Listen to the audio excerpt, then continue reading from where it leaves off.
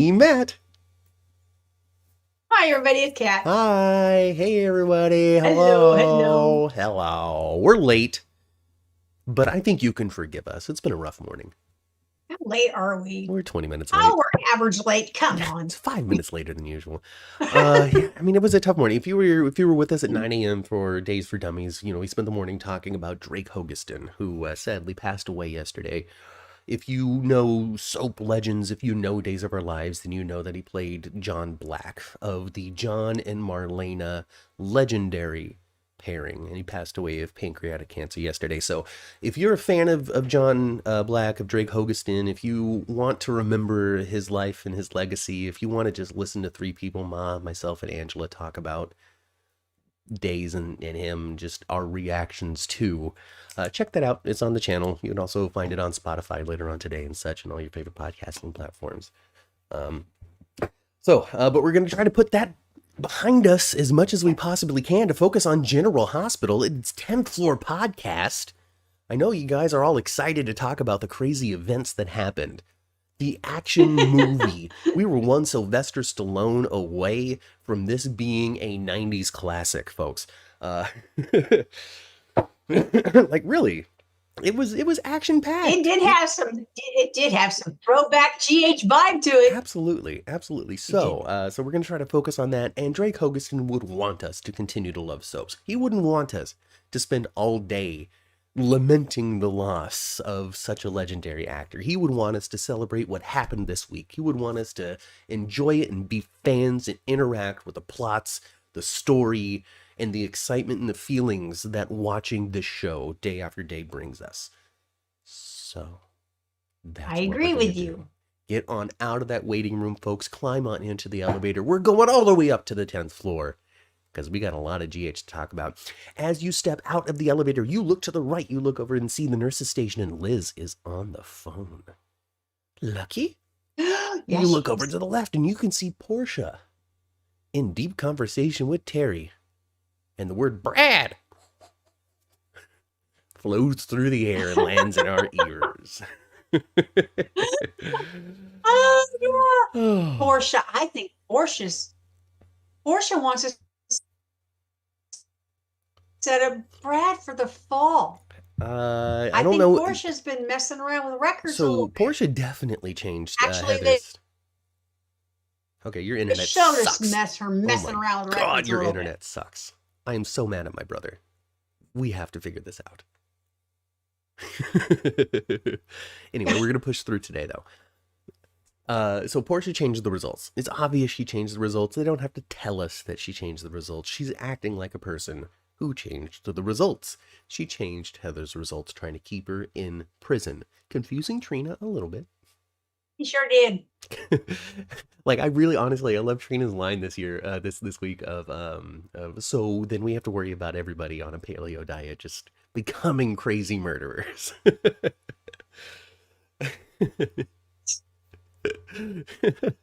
So Portia clearly changed these things. I don't know. It's crazy.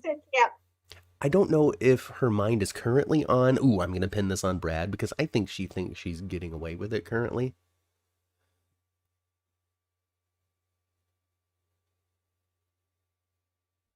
Okay, I don't know if you're trying to talk because your internet is way delayed. Yeah.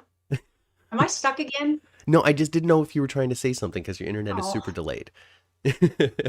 So I don't think she has it on her mind yet to pin it on Brad. I was disagreeing with you. Okay. She doesn't have it on mind to pin it on Brad because she thinks she's getting away with it. But once, people are like, hey, this other test, this backup test has different results, she's immediately going to point to Brad. Well, Terry, you just rehired the guy that does this. It's gonna be like a happy coincidence for her. And she also already said to Terry that as soon as Brad messes up, and he will, that's what she said, he's out the door. That was what she said, right? Oh yeah, so she's totally against this rehiring as it stands right now because she doesn't need it for her advantage. But she's totally against it. She doesn't trust Brad simply because of his history, not because of anything he's done to her specifically, just as a medical professional. And possibly too, because she's changed the test recently, she might be transposing some internal guilt and putting it onto Brad. Absolutely. Saying, well, we can't have this guy who's changed the result here. It's so wrong. So maybe if I she agree. so maybe if she can punish Brad to a degree or keep Brad from the job, it will alleviate some of the guilt. Oh, by the way, thank you very much, Kelly. I didn't mention it before, and also you just did it this time too. Thank you very much for your super chat donations. I didn't mention it at 9. I should have, but we were just too engrossed in other stuff. So thank you for that, and thank you for this one as well, Kelly, for your contributions, your regular contributions. Don't let her do it alone, folks. Huh? Hello, DML. Thanks, First Kelly. time in the chat. DML, hi. Hello. We're going to get to it. It's the cover art. It is the Welcome. smooch of the week. And we're going to get to it, I promise.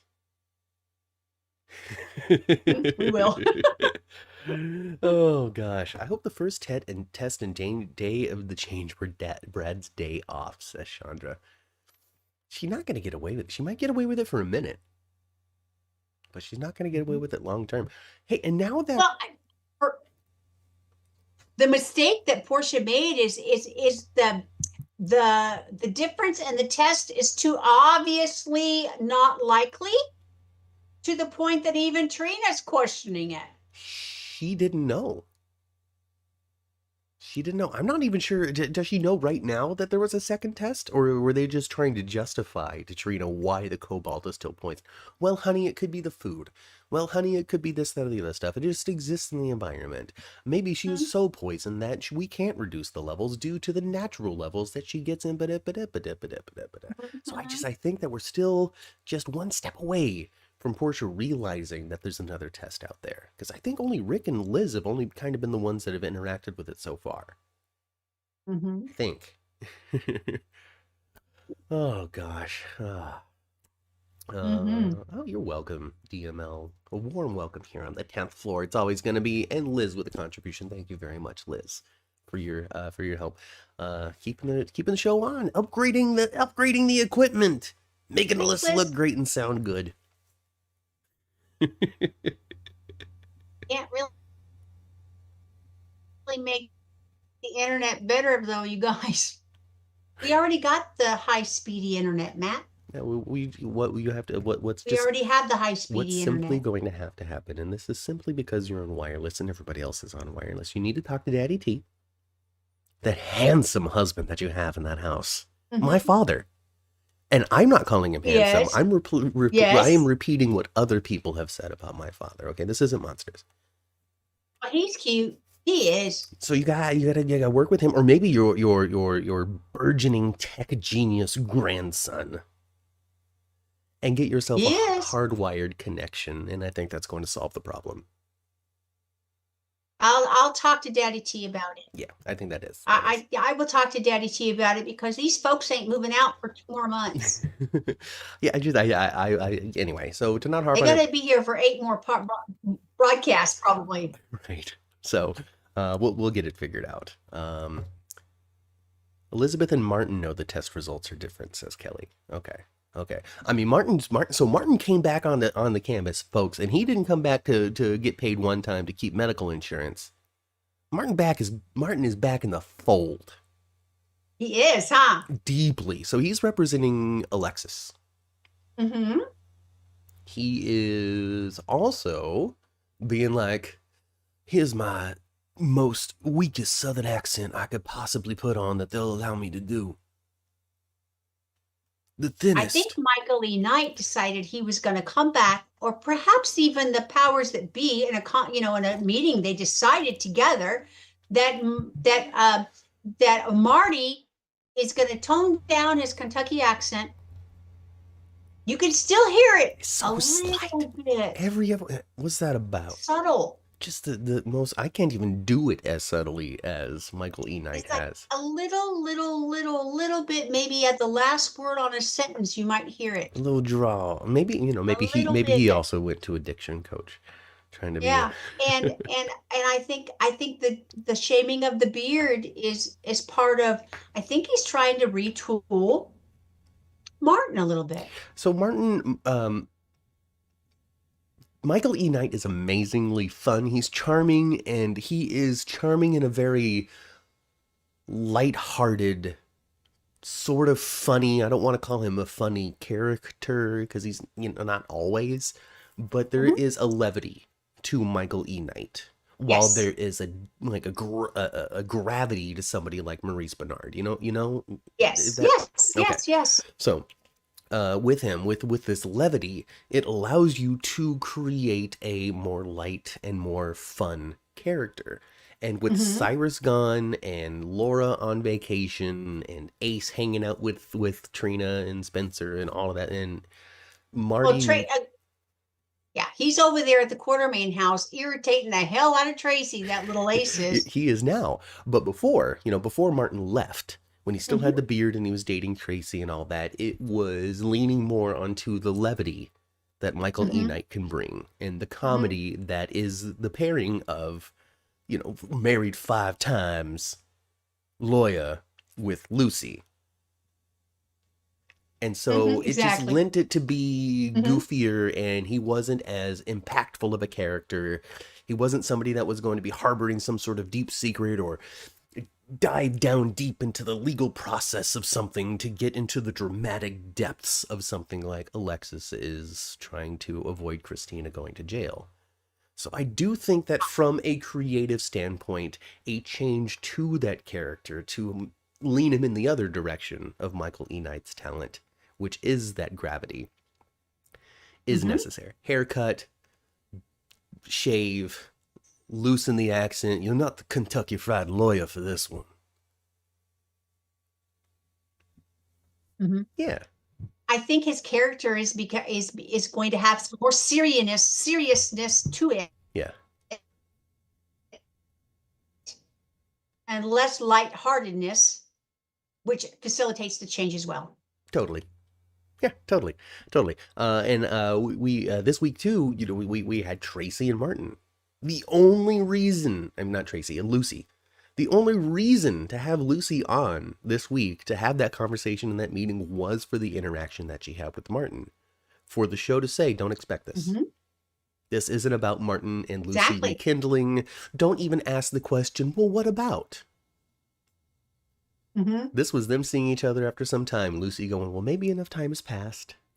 And for him to say hello to Scott Baldwin for me. Mm-hmm. Walking off. Mm-hmm. Yeah, and he said something like he wasn't interested before and he's not today either. Something like that. Yeah. Something. So, yeah, all that, and say hello to Scotty Baldwin, all that kind of stuff. Mm-hmm. You can feel the chill in the air when Martin was talking to Lucy, says Kelly. Yeah, he was like flicking her like a fly, huh? Oh, and by the way, both Chandra and Kelly think that Daddy T is very handsome, but they want to also say that they mention that respectfully so you don't, what was the exact word here? Hurt me, so you don't hurt them. Oh, there's no likelihood of that because I'm not the jealous type at all. I had a girl, this no lie, I had a girl he worked with decades ago, because we're old, because we worked for decades. I had a girl he worked with. He used to do like he did routing and manifest for trucking. Mm-hmm. This girl come up behind him. He's sitting at his desk, and she put her double D's on top of his head. Oh my God.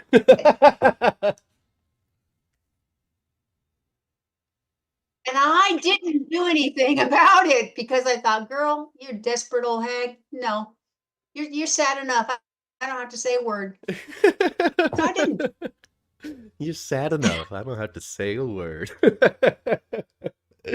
Oh my God. What just a soap line. Oh my God. Oh, this General Hospital. Cordy. Van Etten. I know you're listening. Oh, God bless you, Matt.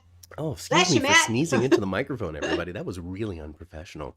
The second one got muted out. You two took the second one out. I'm getting good at this mute button on my mic.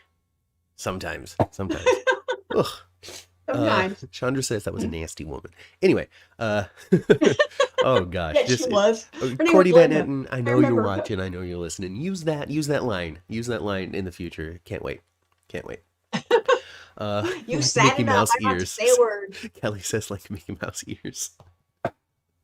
Yeah, Oh my You know, gosh. nasty. Oh, thank you for the blessing, everybody. All right, all right, all right. Ain't no lie. Refocus. You could ask him Whew. All right, yourself. She did do that. all right. Michelle says, back to the show. Michelle says, I appreciated Lucy saying that a Carly and Sonny reunion had gotten boring.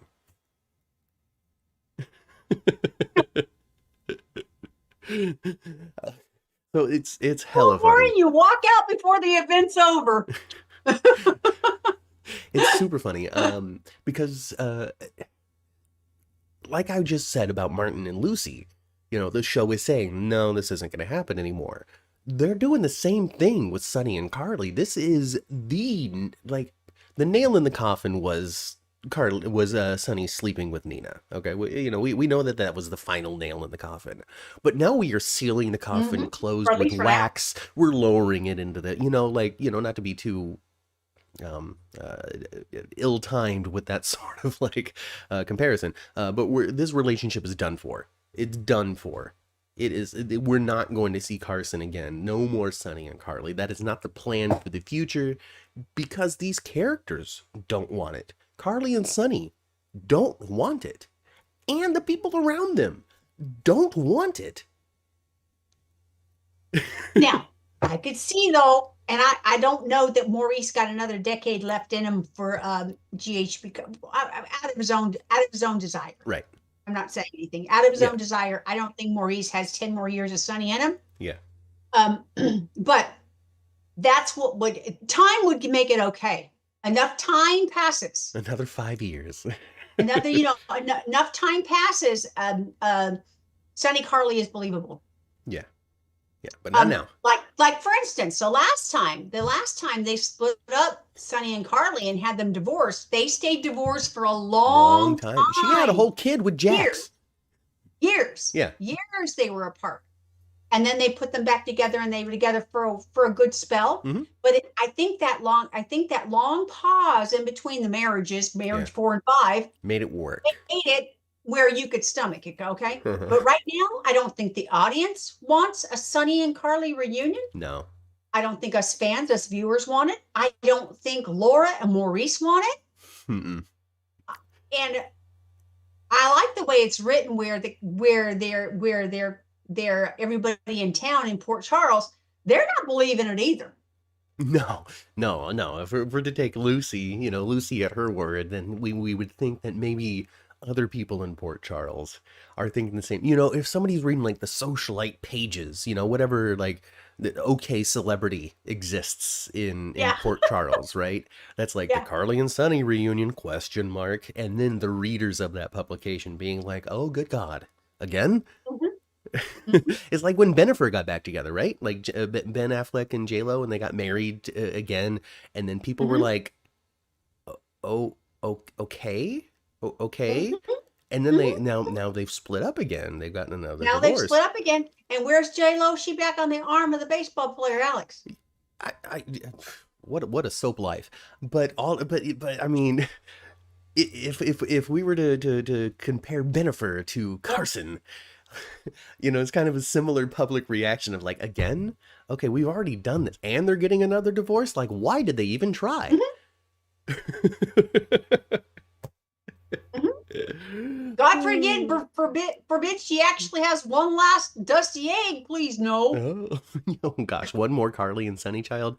I think both of those actors are done with on-screen kids as well. No, if they have another Carly and Sonny child, it better be Morgan, raising up from the He just comes back. Just back, not even a raise up. He's just there. Have to be Morgan if they have another child. Have to be Morgan being okay. They gotta do it Buffy the Vampire Slayer style, where he just walks back on frame, and then people treat him as though he's always been there. That would be fun. Now that's a Days of Our Lives move. Yeah, I was gonna say no. That's the wrong studio, man. wrong studio. That's CBS Studio Television City. That's not Prospect Park. Okay. Right. That's over there in Peacock Land. DML New chatter DML says. Mm-hmm. Never ever should be together again. Shouldn't have ever been together. I don't know if I can agree with that second statement because we got some great soap story out of Carly and Sonny over the last several decades. Oh, we got great stuff. Soap But story. but when it comes down to it, when it comes to just from a creative standpoint, as I like to pretend like I'm involved in, you do run out of stories to tell after 30 years. At a certain point, you can't, like, there's just nothing else to do to these two people together. Not without it would be hard to come up with something that hadn't been done. Yeah, we would just, oh, so we've lost another child, so now we have to get married again because of the law. Like, this is sort of kind of skirting on that repeat as well, because this is all Yes, it alibi is. based. Because they've already been married once for that. Right. So, I mean, I don't think they're going to go that far. I don't think they're going to get No, I married. don't I think think so that either. it's more likely that that who was saying it? It was Molly. Molly and I don't remember who people are talking to each other anymore. Anyway, it was Molly who said it, that we got to lean on the weak link, who in this situation is going to be Carly.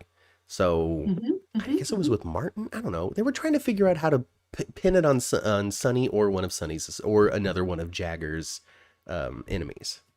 mm-hmm. I think it was Molly. Yeah, Yes. Molly definitely said. I just don't remember who she said it to, because there's a number of people who are involved in this thing now. So I don't know if it was a meeting with Martin or if she was confessing to TJ. I don't know exactly what it was.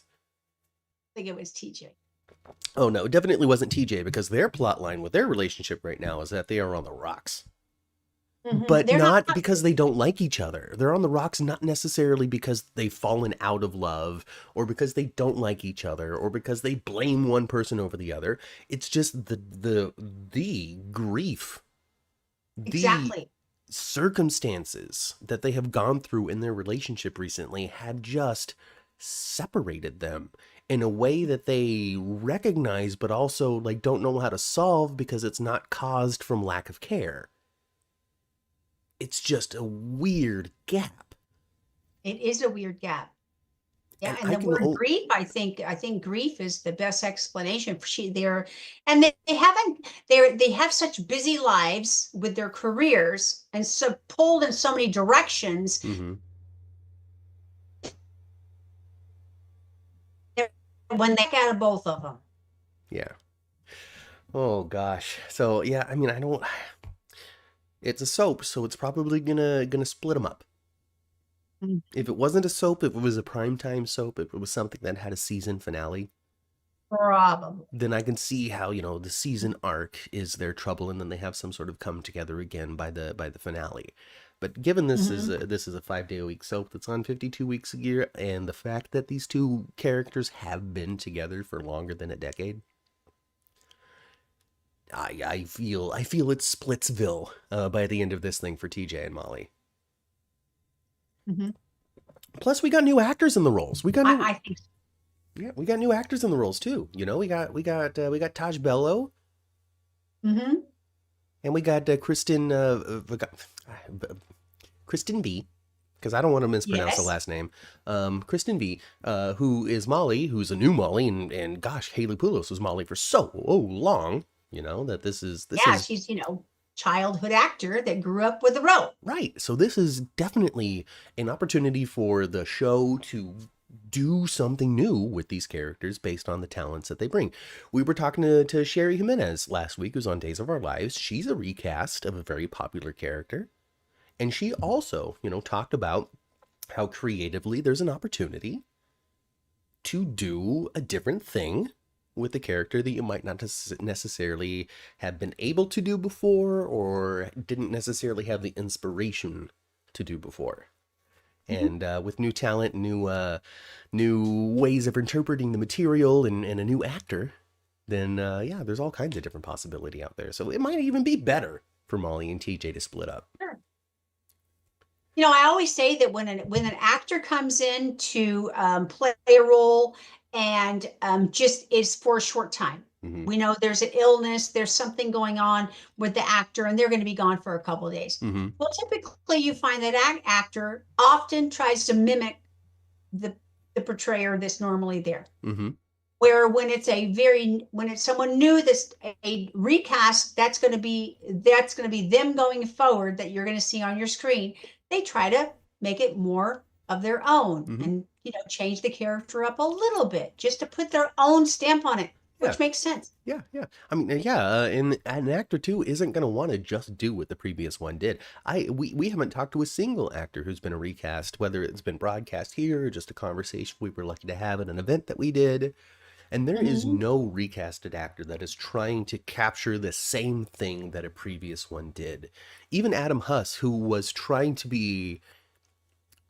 trying to be Nicholas Cassadine in the way that people expect Nicholas Cassadine to be, but he wasn't trying to Mm-hmm. be Tyler Christopher. No. But he was trying to recognizing that Marcus Coloma wasn't as brooding, wasn't as I'll use the word sincere because I'm not sure what other one to use, but like a Mm-hmm. brooding sincerity kind of really Mm-hmm. wasn't there with Marcus Coloma. And Mm-hmm. so I can see Mm-hmm. Adam Huss recognizing then that's a core key component of the character, something he wants to bring in the performance, but isn't mimicking Tyler Christopher. Yeah.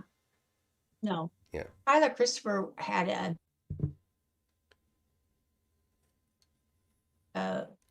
I think he portrayed Nicholas's grief, pain, struggle Mm-hmm. more believable. Mm-hmm. Mm-hmm. I thought. I I thought he mean, did a better but job as of we've that. learned from Tyler Christopher's life, he's had a lot of that to experience in his own life. Which, as an actor, that can be very valuable to have access to the real feelings that somebody would Mm-hmm. have in that, because that Mm-hmm. just brings sincerity.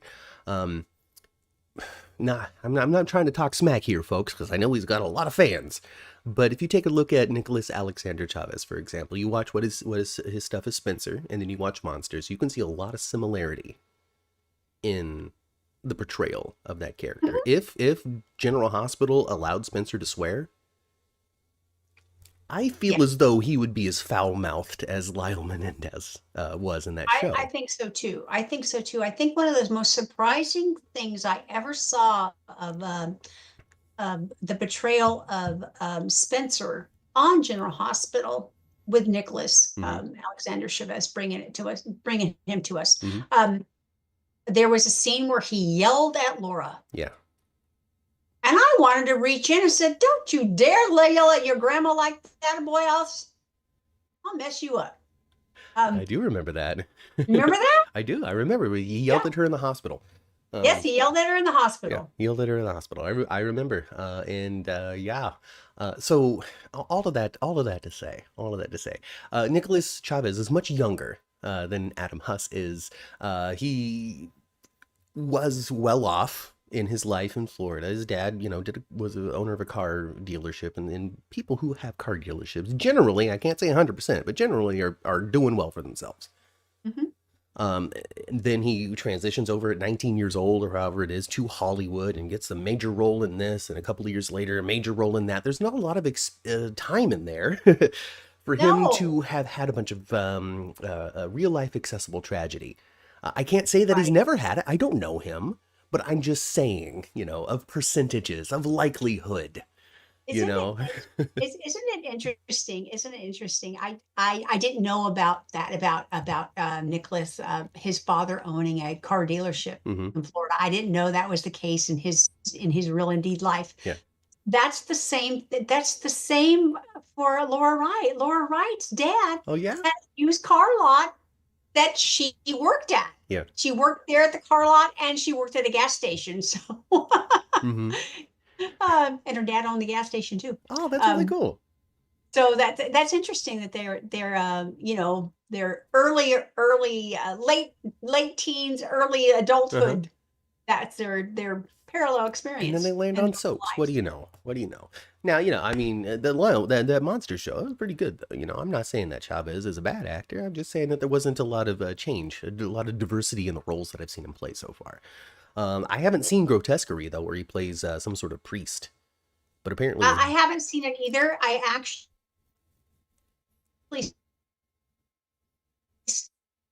started watching it last minute because I never did see his face. I never, but I also had a hard time like with anything that lasts over 30 minutes, Right. paying attention. I hear that. Really paying attention. Apparently his bootata is out during it too, like full frame Chavez booty. So if you're interested in seeing that thing, grotesquerie is for you. I've seen enough. I've seen enough two hams fighting in the world. I don't need to see that. DML says, I'm liking Molly and Dex. Leave Molly. Love Molly, and she's making me interested in Dex. I think that the gusto for Jex is gone from the show. Like, there doesn't seem to be any creative excitement. I know I'm using that word a lot. There's not a lot of excitement right now in the writer's room for Jex. The young adults right now are suffering for plot. I don't really know what to make of it currently. I don't know what to suggest.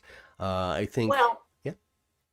Oh, I'm not, but I kind of agree with you, okay? Because I remember, of course, it's the character of Molly, different portrayal at the time, but it's the character of Molly.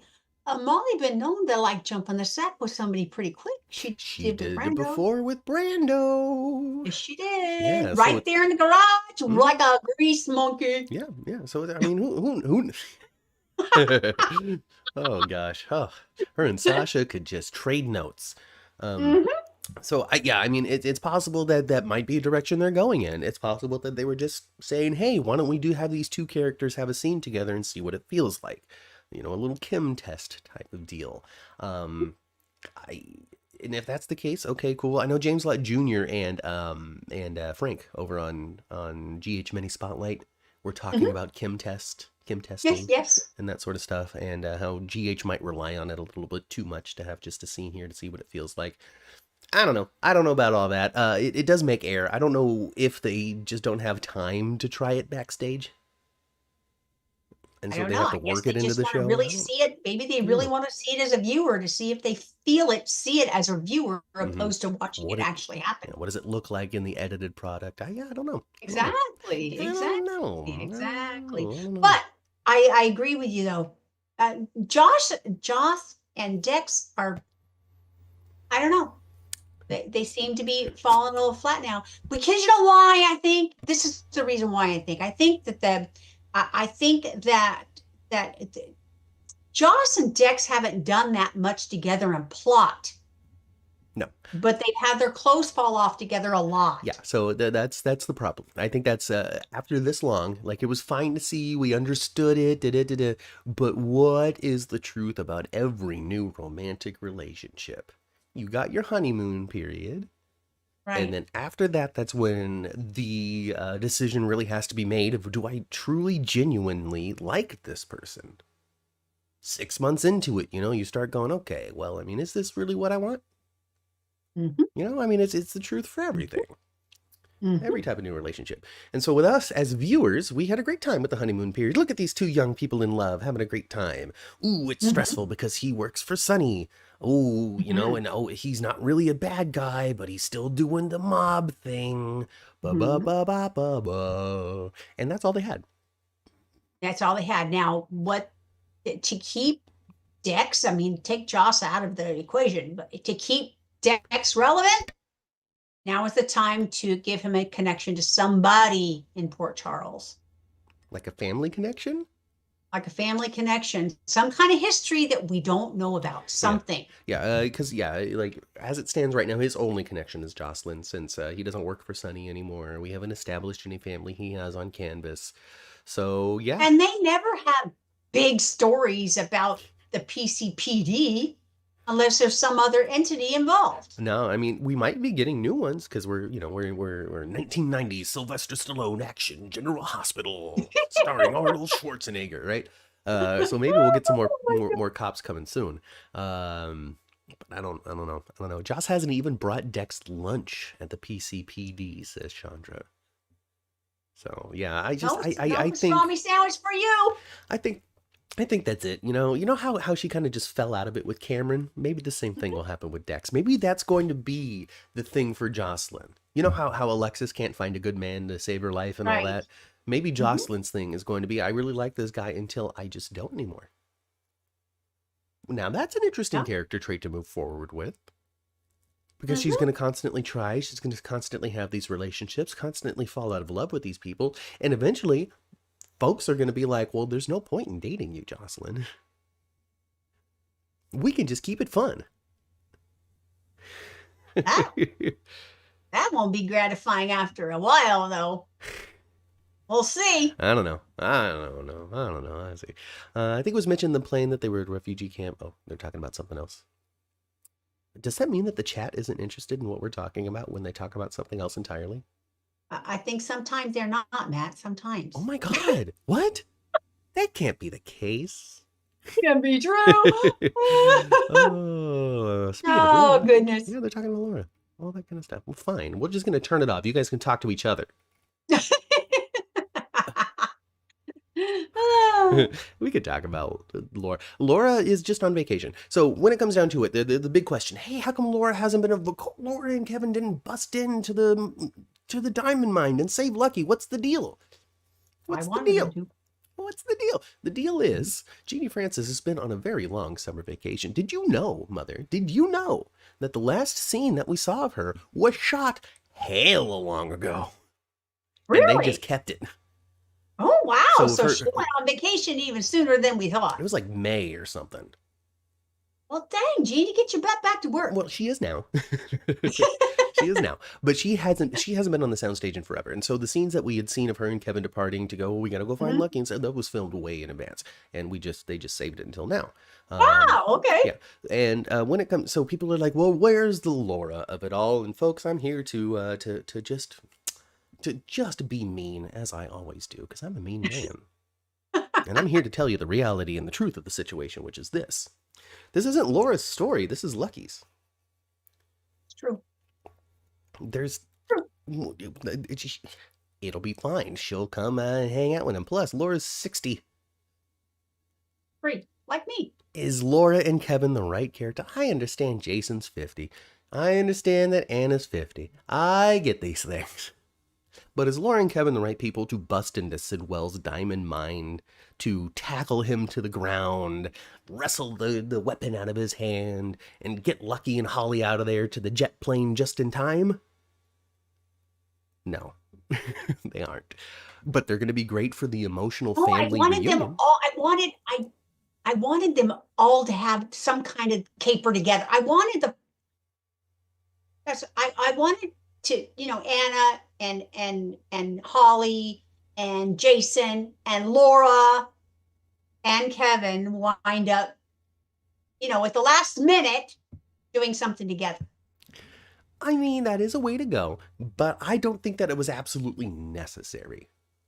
Oh, I don't think so either. The question of, well, where's Laura? I don't think it's necessary for Laura to have been involved in this. Her being involved in the Greenland adventure was a reference to her being involved in the original Cassadine plot. That was an opportunity for the princess to come back. Right. And so that was a reference to her being involved in the original adventure. And if remember how she remembered the numbers and stopped it again? Yeah. But if it wasn't for that, then the likelihood of Laura having gone to Greenland is pretty slim. So I guess I just don't agree with the where's Laura question. That was what it comes down to. Jeannie was on vacation. Laura was looking elsewhere. They didn't call her to come and save Lucky because why would they? She's the mayor of Port Charles and not a cop.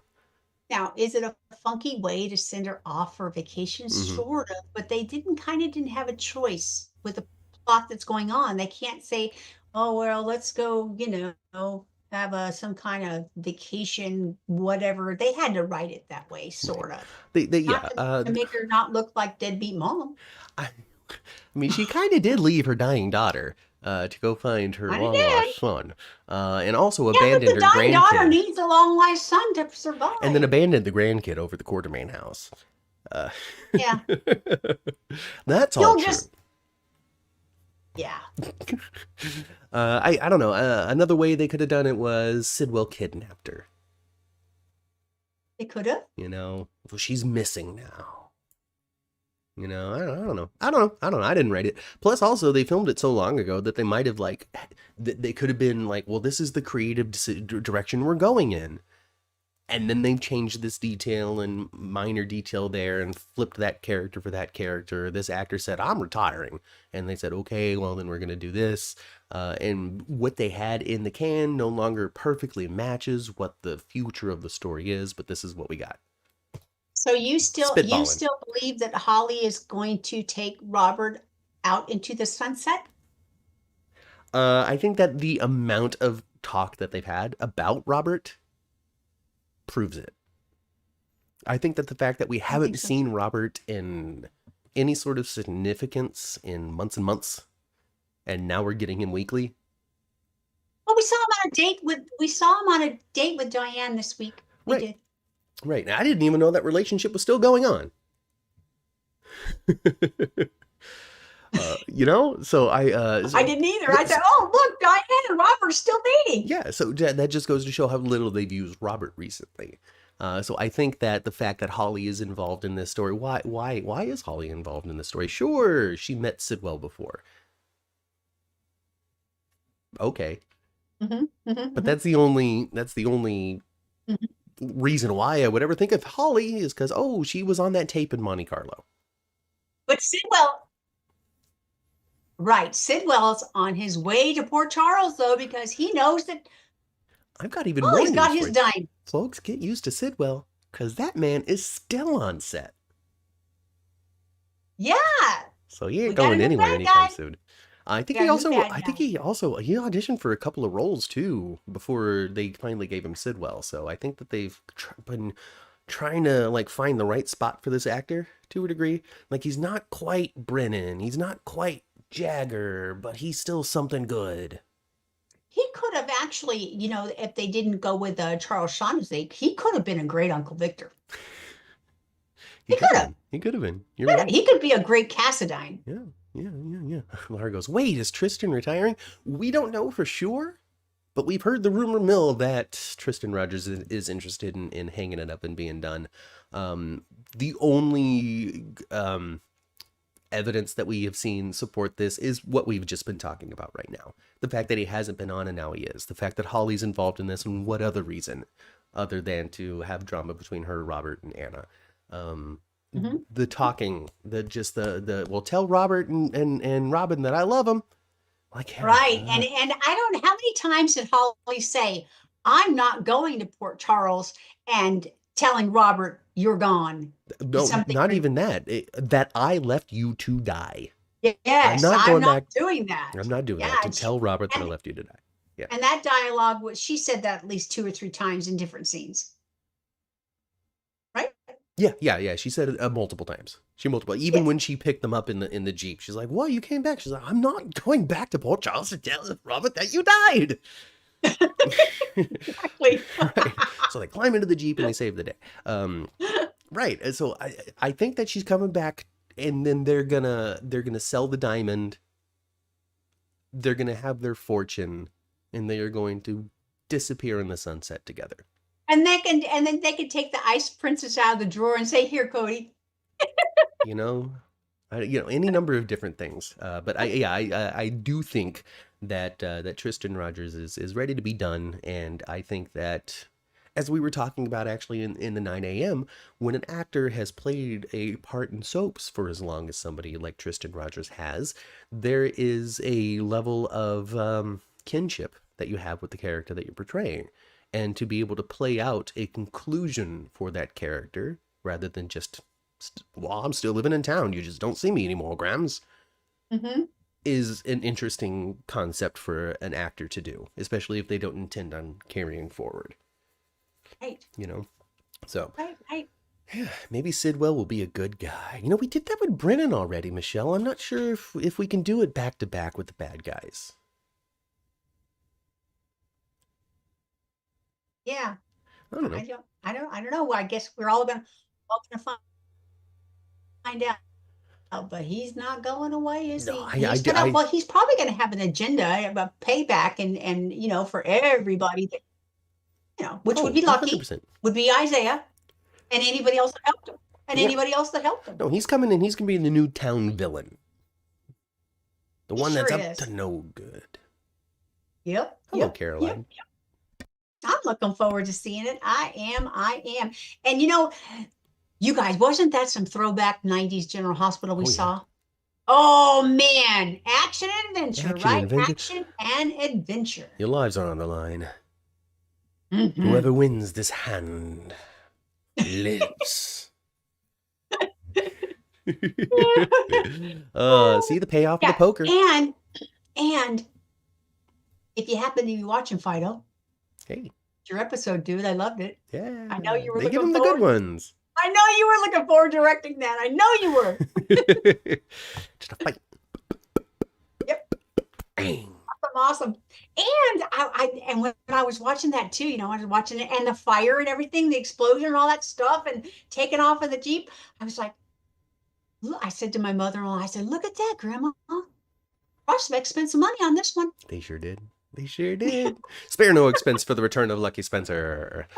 Michelle says, I don't want Diane to get hurt if Holly takes Robert away. You know what, Michelle? You know what I think were to happen if Holly and Robert would rekindle and they start to walk toward the Metro Court elevator together? Diane would go, I knew it. Exactly. I knew it. Because that was their thing. That was her thing to begin with. Was you've shown far too much interest in Holly. You didn't even call me when she left town. Well, I thought that meant we were together.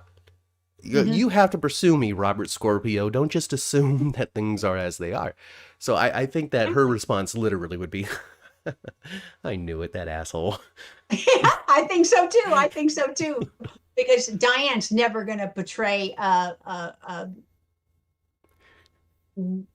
she's just not going to do that crushed, I can't live without you stuff. That ain't Diane. No.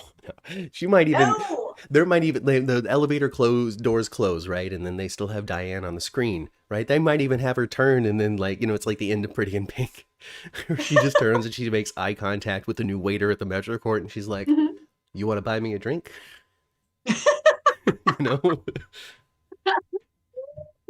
I like it. Yeah.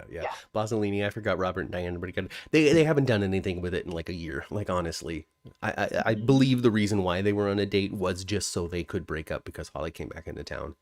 Like, this is all, everything on soap operas is manufactured plot, but this is manufactured plot as well. Yes. Some very obvious things in the works, I think. Well, Ma, let's talk about the cover. Okay. Jason and Anna smooching. But not quite for the reason, people were worried about, I guess you could say. I don't think he was smooching Diane. I don't think he was smooching Anna because, all these years I had been dreaming about kissing you. No.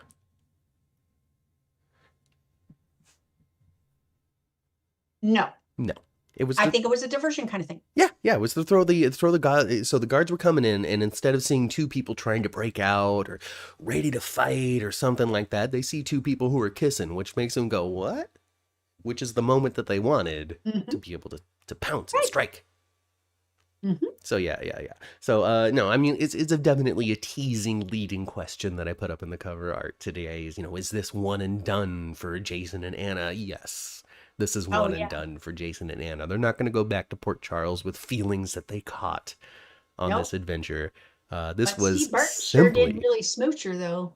Steve Burton really did smooch her. Maybe Steve Burton has wanted to kiss Finola Hughes for a long time, but Jason has not wanted to kiss Anna. They did it for the shock factor of it. They did it because, wow, look at these two characters kiss. And they also did it, and now, folks, I didn't used to believe this, but I believe this now. They did this so Twitter would share pictures of it and say, oh my God, what is General Hospital doing? What? He and Rodman have too much of a history for this. They don't care about their own show. They did it for that.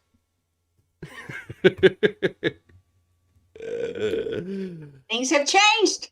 And if they were to move forward with Jason and Anna in a relationship, I wouldn't care that he used to date Robin because Robin's with Patrick.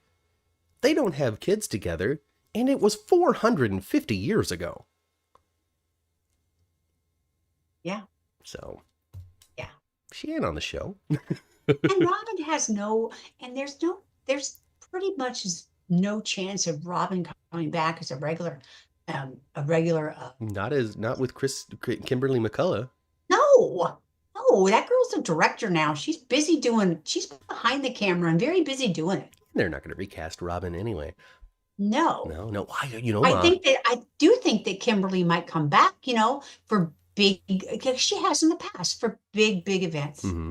Mm-hmm. She's come back. Oh yeah, yeah. Just come on. Oh, Robin, you're here. I'm here. Yeah, Maybe she'll show up in the last 5 minutes of Tristan. Yeah. Maybe he and Holly will move to California. Yeah, exactly. I'm going to go be with my Robin. I'm gonna retire. Perhaps they'll go move closer. Actually, when Robert and Holly were married, Robin was young. She was a young minor, and that's when Anna was off doing her Felicia thing, Mm-hmm. right? Yeah. Kind of not being around, not being available. Wasn't she in She's mentioned that, and she as a character, she's mentioned that. Wasn't she in Pine Valley? Well, she was where? Wasn't she in Pine Valley? Well, she was. Yeah, she was playing her sister in Pine Valley at the time. And then Anna was there, But really, right? Didn't they have a was Robin gone and for Anna a long, reunion? long time though. But my point is, it would kind of make sense for Holly and Robert to go move close to in California, go move close to Robin and the kids and Patrick. It would make sense because there is that very close relationship between Holly and Robin. Then maybe that is Do you guys exactly remember? what we're going to get. Maybe. Do you guys remember the set of Robert and Holly's apartment was kind of unusual. They had kind of like this floating staircase. Do you guys remember this floating staircase in that apartment? I will let you know what they say. It was a cool set. Yeah, that's very uncommon for a set to have a staircase like that. I'll have to look up a picture one day. So yeah, honestly, what you described, I think what we just went through, what we worked through together as the head writers of General Hospital, you and I, I think that's a perfectly satisfying conclusion for Robert, because sincerely, if it's not Robert and Anna, then it's Robert and Holly, right? Like those are the Robert relationships. Oh, I really do believe that they are co-anchors of the love of his life. Okay. I do.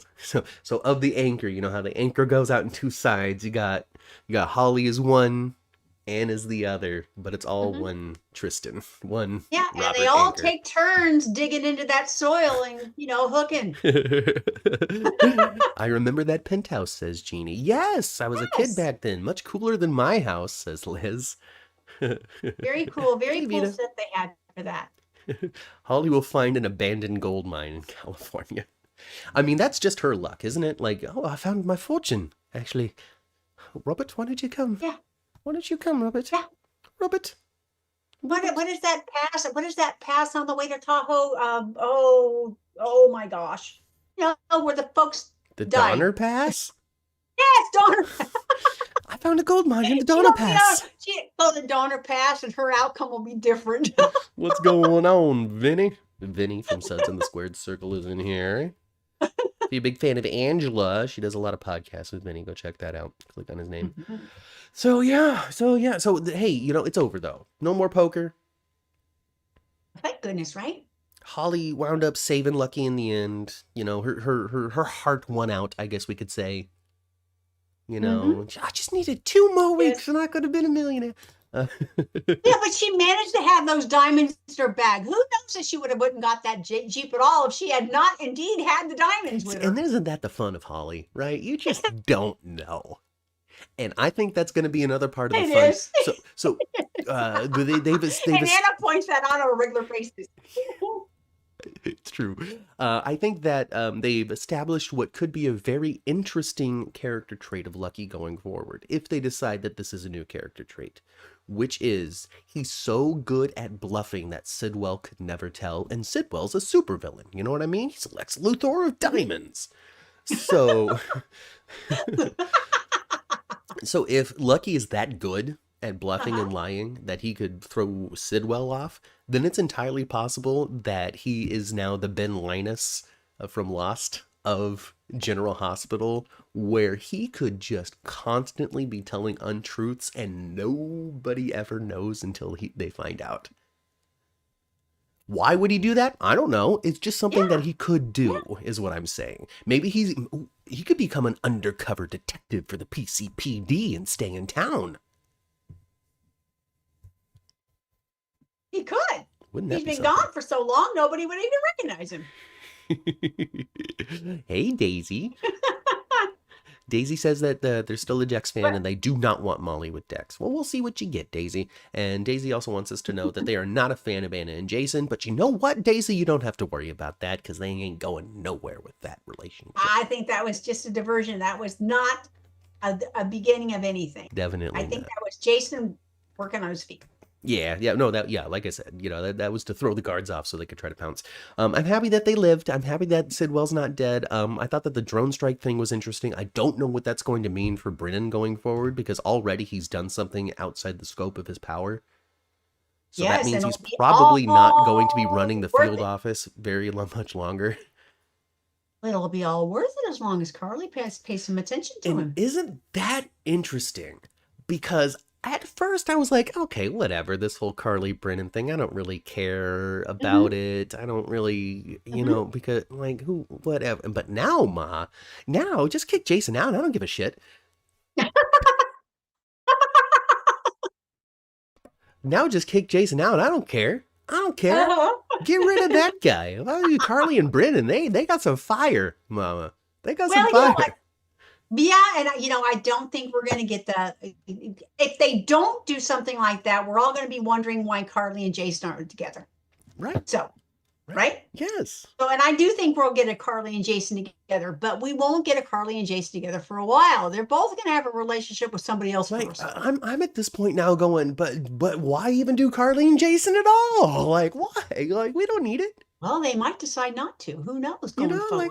They might decide not to. What's wrong with them knowing that they desperately love each other, but just never get there? What's wrong with that? That could be, and that could put them right back to where they were. Exactly. It's not like It's not like they had problems loving other people while loving each other before.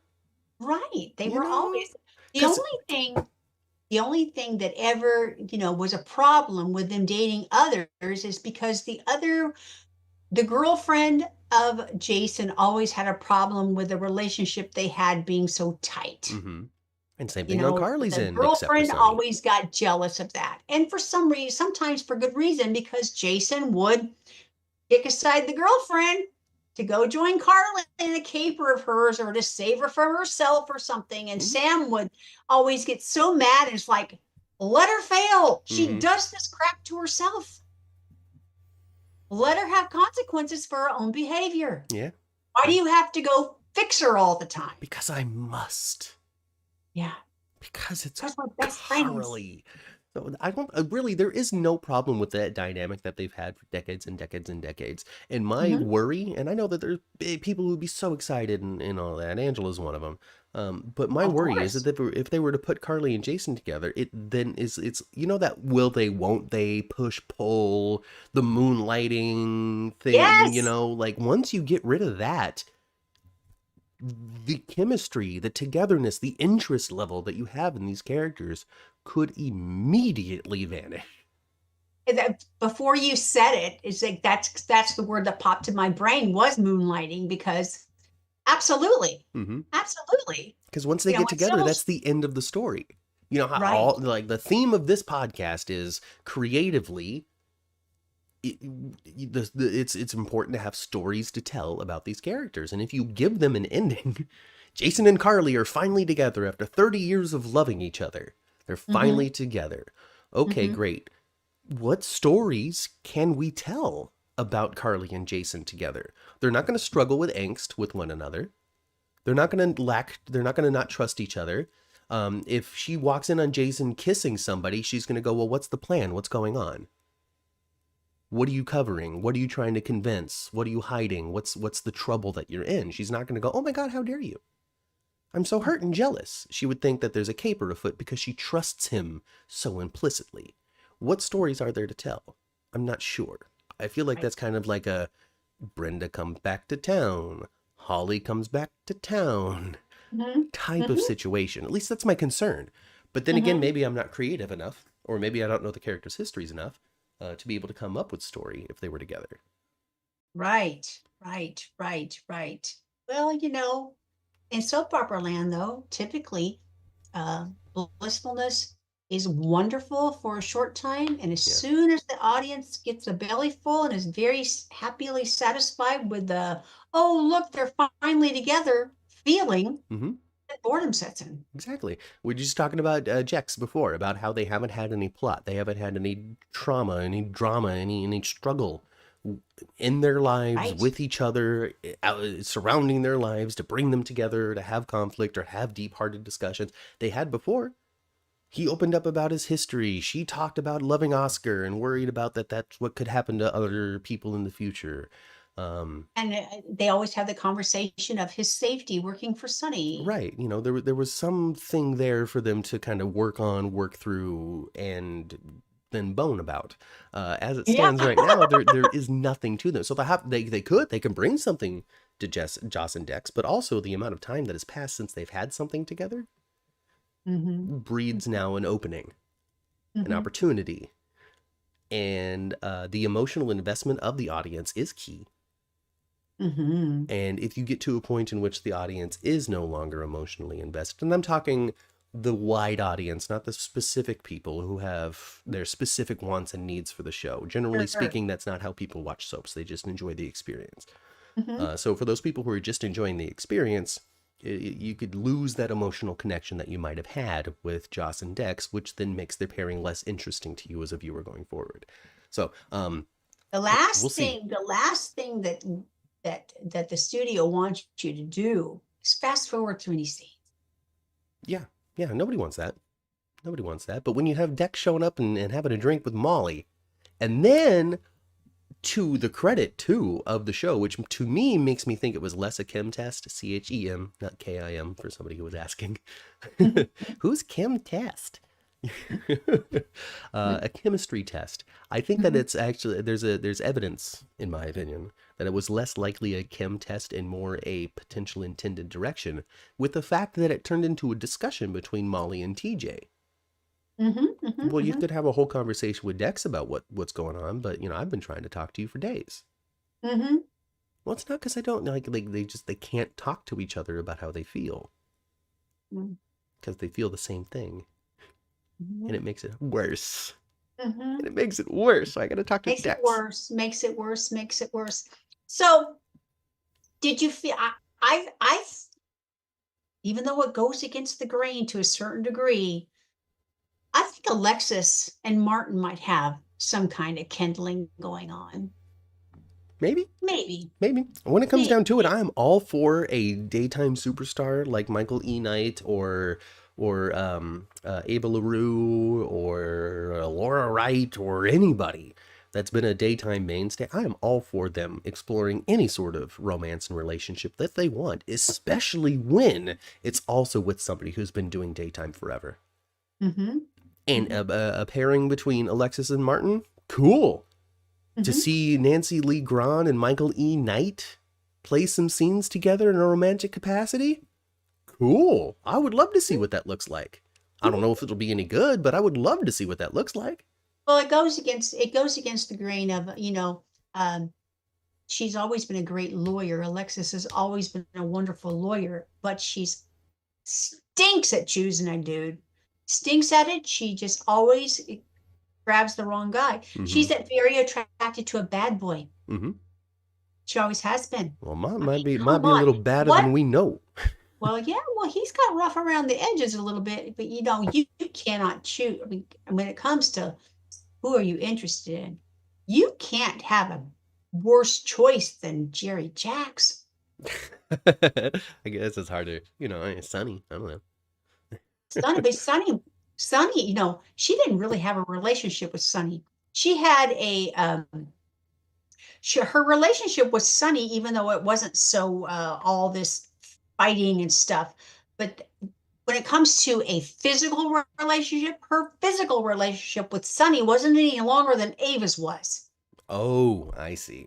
It was just in a better location. He just wasn't in the crypt. Understood. It was in her lawyer office as she was defending him from a crime. Yeah. I bet. Yeah. You did it. You got me off. Now you're going to get me off, Sonny. Kind of like that. Rochelle says, Matt, I think it's because there's no more backstory on Dex. He's born. Yes, they've let Dex flounder. They've let Dex flounder as if they owe a character anything. They don't owe a character's jack squat. But they haven't. They do if they want to keep him around. They want to, yes. If they want to keep him around, yes, of course. But yeah, they moved Dex away from Sonny, made him a cop, and then stalled out when it came to any sort of new development. Mm-hmm. And that's just truth. That's just what happened. However, also, but at the same time, like we continue to say week after week, every 6 weeks, somebody was calling the shots. Some new person was calling a shot, changing direction, changing creative. Who's doing this? Who's doing what? What does this ultimately mean? And who's actually involved? Changed and changed and changed and changed and changed.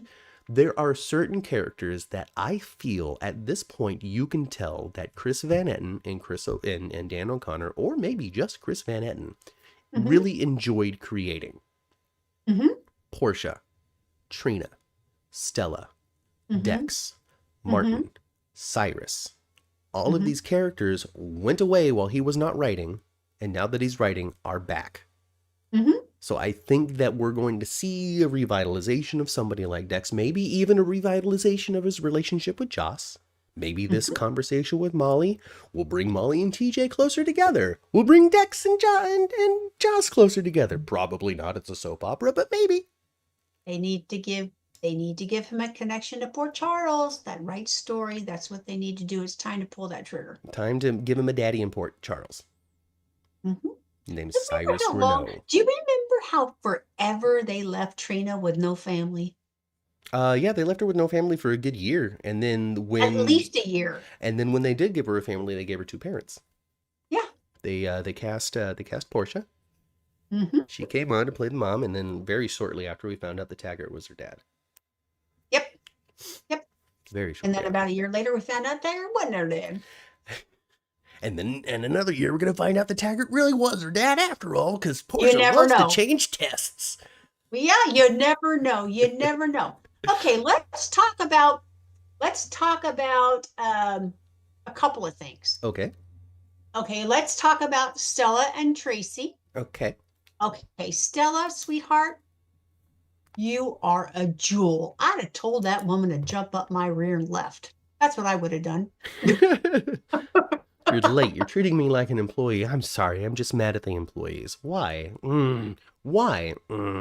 I think it's because you're really good friends with Cody and you're worried about not having friends anymore because nobody talks to you in that damn house.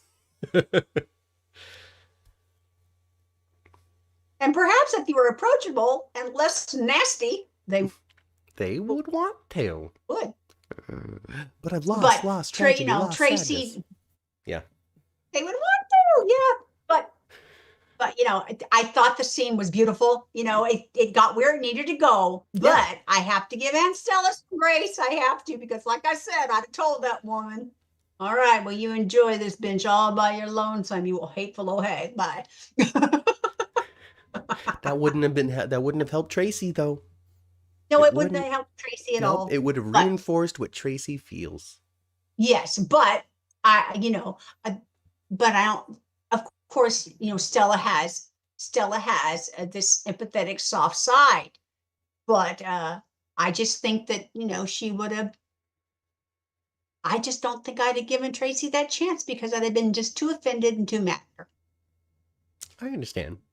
Well, I guess it's a good thing that Tracy is friends with Stella. Somebody who has the patience and the grace and I don't know, maybe also enough stank attitude inside of herself too to be like, listen. That's true. Maybe she, because the way they used to write Stella, I was like, girl, mind your business, you old auntie butthead. Right. So maybe we're just seeing that, but just in a more agreeable direction. Yes. Lots of positive reaction from the chat here about those scenes. Definitely well received from two. Yes, great, and I think the fact that they always meet in the park at Gregory's bench is beautiful. Mm-hmm. Mm-hmm. Mm-hmm. You know, I do. I think it's beautiful.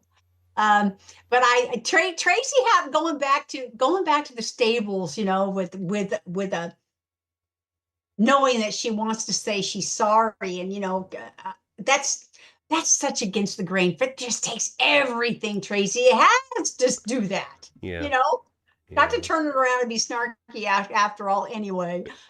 Because I think as a person, that's what comes natural to her. Mm-hmm. That snark, that Yeah. meanness, that pretentiousness. That's what comes natural to Tracy. Mm-hmm. She's Totally. more Edward than she is Lila. Oh, yes. Lila, she Yes. has to purposely make herself be Lila. Is it Yes. believable? Yes. Is it sincere? I believe it's sincere as well. It's absolutely sincere. Mm-hmm. But it's not the natural grain of Tracy. No, no, She no. has to dig a little bit. It's She something has to that dig she's a little. learning to do in Mhm. her retirement age. Yes, You yes, know, Gregory yes, sort of yes. started it. Maybe Stella and Cody and Sasha can continue it. Yes, yes, yes. And Cody and Sasha's reaction when she finally left was just like, wow. What just happened? What was that? That wasn't Did that happen Tracy. to you? Like Yeah. so, like somebody's gonna try to like pull her face off to see if she's actually phase on or something. I thought it was so charming. I thought it was so charming, and I'm really grateful that they have, because I thought at the beginning they didn't know what to do with Josh Kelly, No, no. and now that it seems they do. Yeah, well, like before well, what they did was they were like, well, what if he's like this good guy, but like constantly made the bad guy choice. And like Hmm. he was too tempted to choose wrong, even though he's kind of good. And it Hmm. didn't work. So they just, yeah, so now he's retool, he's just the good guy. He's just the normalest person in Port Charles. Yes. He's just the Yes. most normal dude. Yeah. Just Oh, a yeah. normal goofy guy. Yeah, yeah. And when Uh, he was, the little, I forgot his name, Matt, but the little actor that plays James, when they had him on the staircase, and mhm. you know, I would love to know, was he directed that way, or did little man figure that out for himself? Because my gosh, he, you know, I think so. What's one of the things about soap operas is very often children are not believable. Yeah. And I don't think they write children to what a average 7-year-old would possibly say a lot Uh-huh. of times. Right, right. Um, but this was spot on. That's how a little boy like him would behave. You I'm know, dancing on the stairs. Hey, do you kiss people? yeah, you know. Is kissing fun? Who do you kiss? And you know, that's his having his arms out and Uh-huh. swinging his body. I mean, that's what a 7-year-old does. They're so full of energy. They don't know, most of them don't know how to stop moving unless they're asleep. So Yeah. it was perfect. It was perfect. Jane swinging on that staircase was so cute. His first name is Gary, says Kelly. So I don't know the last Okay. name right now, but his first name is Gary. Oh, what an old school name, Gary. Here he is an Yeah, old school. yeah. It is. I I mean, wanted to I read don't think this. Chandra was saying about Stella and Tracy. Mhm. The only disappointing thing with the scene was Tracy not mentioning Stella's loss of Ireene. Maybe Tracy didn't know the connection, or the writers missed it. With that, my response to that, I would say, is Stella has already had scenes talking about Ireene and how that feels and all that, and the scene between Tracy and Stella wasn't about that. It was about the Tracy stuff, Mhm, you mhm. know. And just sometimes it might feel like they've overlooked something, or this was a golden opportunity to include some lines about this, but every minute is a premium on the show. So I just That's true. think that it was just the creative choice of what the scene was about. Just when it comes to we're putting on a TV show, if it was closer to real life, then I would say that, yeah, total. Oh my God, Mhm, it's like she mhm, didn't care. mhm, mhm, But I would just say that it's just, yeah, I don't know. It's tough. mhm, It's tough. You just can't have it all, right? mhm, Just mhm, can't have it all. mhm. Anyway, kids will ask questions and tell all of your business. Shocker Yes, they says no. will. Yes, they will. I mean, James is already doing that, talking about. Yeah. I mean, but there's also Chandra. I'm sorry. Yeah, like there's stuff that I wish I saw all the time. I think that they do Kevin a huge disservice by having him be an amazing therapist off screen. I will never forget the time in which Dante had PTSD and was cured in 3 sessions with Kevin over the course of 3 days, completely off screen, and me going, why did they leave that incredible acting material on the floor? Mm-hmm. So it does happen. It does. It does happen. Gary James Fuller plays James. Yeah, well, I just thought, oh, little bit. And now Ned knows. So, Fido, did you tell him to swing? Because that's your episode. Fido, let us know. Let us know, Fido. Fido Xavier. And now Ned knows. Now Ned knows that Willow and Drew have smooched. Yes. I think that, I don't know, because Drew's such a villain now. Like to the point where he was like, you know what, you're right. You know what, you're right. You're right. Mm-hmm. We don't need to do this 2-on-1 again. I'm out of here. Find her, old predator. Gosh. And then he went to go find Willow, and Willow's like, dude, leave me alone. See, we're getting into true villainy with him. Like before it was just like, oh, my heart's in the wrong place. Now he really is being a creep. Yeah, and I think now Willow's gonna fall out of Dreamy Drew. Oh, absolutely. I think she's done with Dreamy Drew. Oh no, yeah. Oh, my feelings. I think she's done feeling that way. She's done feeling that way. Yeah, I mean, in this conversation, she was still talking about, oh, my feelings for you. If you're near me, it's just like Twitter pated. That, yeah, you're right. The next time he approaches her, that's smashed. That's gone. It's gonna fall out of her heart, and it's gonna get real challenging for Drew. If she starts feeling like Drew just cannot, if she starts where he makes her feel super uncomfortable, or she starts feeling unsafe at all, she's gonna go tell the truth. She's gonna tell Michael. Absolutely. Tell Michael. Listen, Uncle Michael, Drew is a predator. I made a mistake, and I was trying to avoid it. I love you so much. This whole thing, I wanted it to just be a blip in the radar that didn't impact anybody's life. It was just a thing that happened. But now I have to tell you about it because Drew's creeping me the F out. Yeah. Drew is a creepy cult leader. He's so manipulative, says Kate Sipple. And Melissa's here. Melissa finished driving. Drew should tell Ned that James mistook the information that he heard. We want drama. I want Drew to tell Ned that he did kiss Willow and he wants to do it again. Oh, I think Ned's going to blackmail him in some way. Oh. That's Quartermain right there. Yeah. That's Quartermain right there. Yeah. Family betrayal. Drew. Family blackmail. Perfect. If you don't want me to tell USA Today about this, I think I'm going to need your support in the whole EOQ CEO situation. That is Quartermain to the bone. All right, Melissa, you line up outside the Drew's dressing room. It'll just be you, okay? Oh, he does look good. He really opens his trap. I guess that's what we get for complaining that Drew was entirely too nice. Talk about a 180. Well, that's true. Says Chandra. That's true. I felt the same way. I said he reminds me too much of Ryan Lavery. Mm-hmm. When he's a bad boy, he doesn't let him. And I was thinking of Cameron as well. Give him something fresh. Give him something to sink his teeth into. Well, maybe he's sinking his teeth too deep because, dude, that's creepy-fied. Yeah. It's super creepy and super uncomfortable. And I'm happy that it went in this direction, though, because I didn't want to see Willow being like, oh, Drew, for months and months and months, right?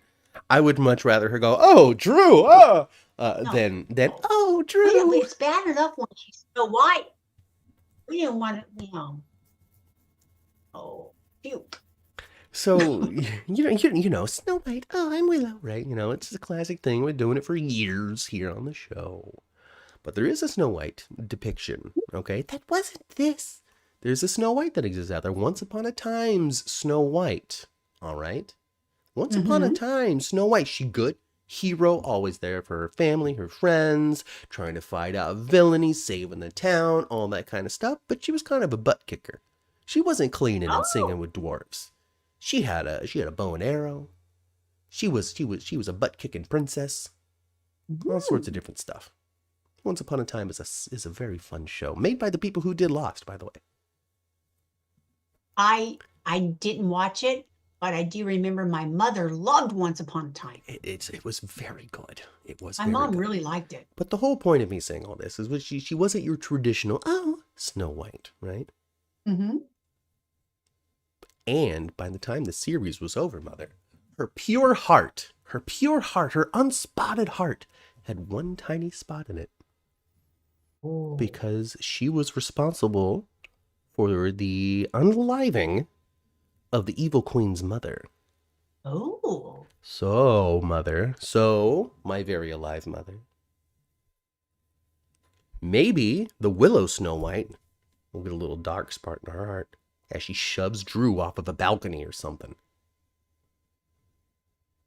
Well, I don't know about all that, but I'm all for her telling him off at some point. I think that's inevitable. Yeah. You know, she almost told me the other day, she said it a couple of times, and the last time she said it, she kind of yelled at him. Mm-hmm. Leave me alone. Yes. Oh, I'm here for it. I am so here for it. Honestly, I am. Lots of support of Once Upon a Time in the chat. Vinny says it's great. Charles Measure was on it. He played Blackbeard. There's your GH connection, folks. Mm-hmm. Melissa says that you would love it. Maybe. I don't know. Magic and fantasy. It's not necessarily always my mother's cup of tea. Maybe I'll try to watch it. I just have a hard time finding time for television. Ew. Well, yeah, I'm happy that you've crammed as much TV as you have for the podcasts. I'm worried about it too, Mom. We're going to try to pick up a Gates. I don't know how am I going to have time to watch 3 hours of soaps every day? I'm going to do it. I'm going to do it too, but it's going to take an adjustment. It's going to be harder for you than me because you're still out there trying to make a living. If I can become comfortable and wealthy off of just podcasting, folks, if you are an ad executive who wants to just funnel a bunch of money into this show, we will put your advertisements everywhere you want, so long as you pay me $10,000 a week. $10,000 a week. It's just a drop in the bucket for some of y'all. I mean, it really is. The bulk of our listeners are exceedingly wealthy.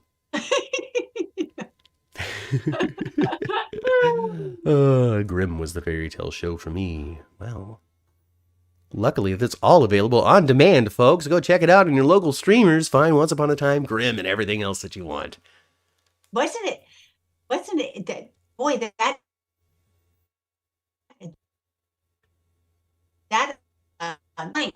a pretty nice jet that they got to jet away from that horrible place. Oh gosh, yes.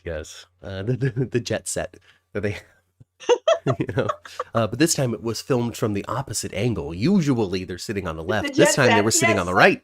Did you notice? Yes. Oh gosh. Kelly, go have fun with Emma Sams on the Zoom. Get out of here. Good stuff. The 10th floor is now endorsing your name here. Exactly. That's you get cool. it, Melissa. That's cool. Oh my gosh. I guess the last thing to say is Sonny's got to go down for this. I don't know what else they're going to do.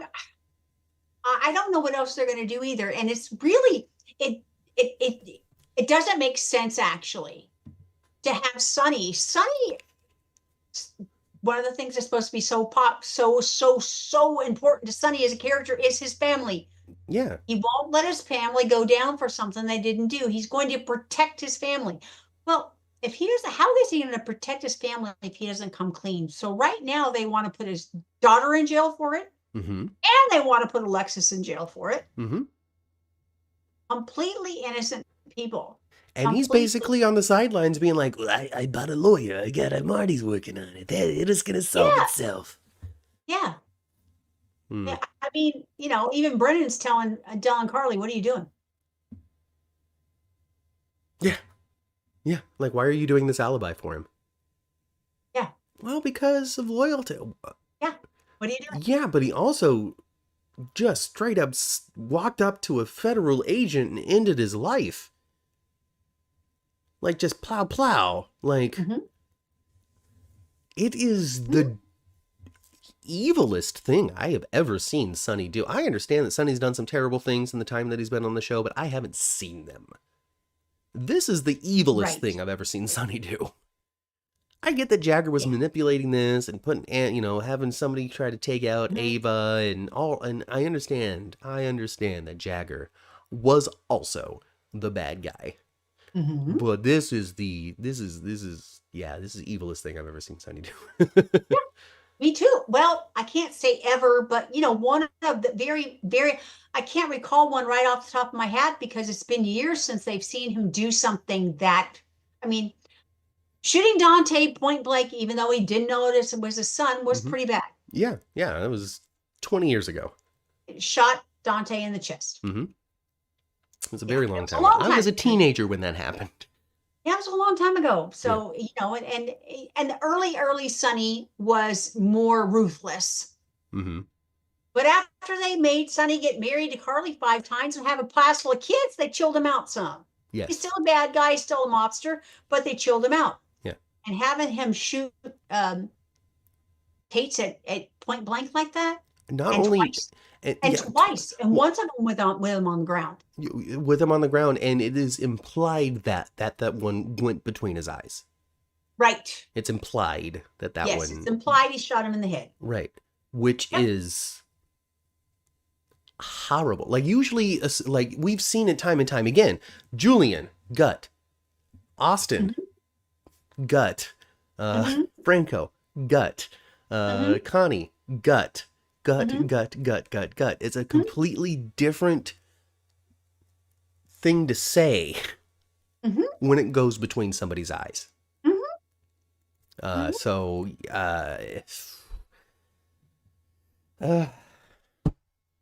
I don't, unless it really is throwing somebody to the wolves like Sean. They can't pick Sean, obviously. Yeah. But in a similar vein of, well, then Sean will go down for something I did. It has to be Sonny. So in the chat here, Michelle says, if Sam does die diving for the gun, which was a big theory that it's a dangerous dive. We need an expert. I'm the only person that can do it. He did allude to that. Yes, she did. So the theory out there, desperate to get her mom out of jail. Right. So the theory out there is that she's going to do this dangerous dive and not make it. And so Michelle says that if Sam does die diving for the gun, then I hope it's the last straw and Carly decides to recant, which is an interesting thought. Well, we're all going to find out. Yes. But yeah, we're going to find out in the next 5 to 6 weeks. Absolutely. Because she's done.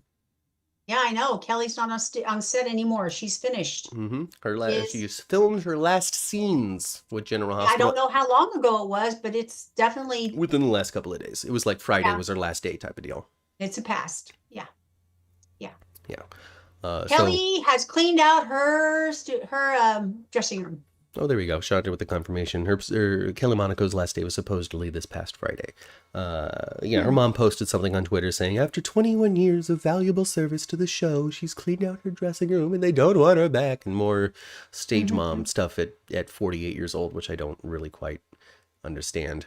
The level of involvement her mother is in this. I do understand it, but I understand restraint not to do something. Like, for instance, is there never a time that I don't want to come to the aid of my 41-year-old son or my 38-year-old son right here, or my daughter that's also in her 30s? They don't need their mom championing for them anymore. They can champion for themselves. But you still have that kind of like mama bear kind of gut reaction, to protect you, even though you don't need it. All right. Well, I don't have kids, so I just don't have access to that feeling right now. So with that in mind, keep tweeting Mhm. Kelly's mom because people are really interested in the tea that you're spilling. Um, when it comes to Mhm. last days and cleaning out dressing rooms and just being sad. Now, here's people. I think there's a lot of stuff that's been made up about Kelly Monaco's departure. There's a lot of rumors out there. Certain people think that stuff is absolutely true, and there's no real evidence, and I've seen to it. So, there's nothing out there that I believe is fact as to the reasons why. Wars behind stage. Frank Valentini hates her.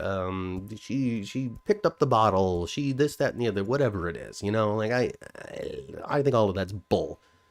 I think we came to the creative end of a Mhm. contract. I think that we thought, hey, there really isn't much to do with Sam other than kill her off that makes it really interesting. We're bringing in Lulu. What are we going to do with Sam there? There's just too much value in the departure of this character versus finding somewhere else to stick her because we just found somewhere else to stick her with Dante. I just think we got to the creative end Right. of Sam, and it really is nothing more than that. Just to stay on theme for Oh yeah, I think if Sunday. they were going to keep Sam on, I think if they were going to keep Sam on, they should have wrote more of her PI stuff.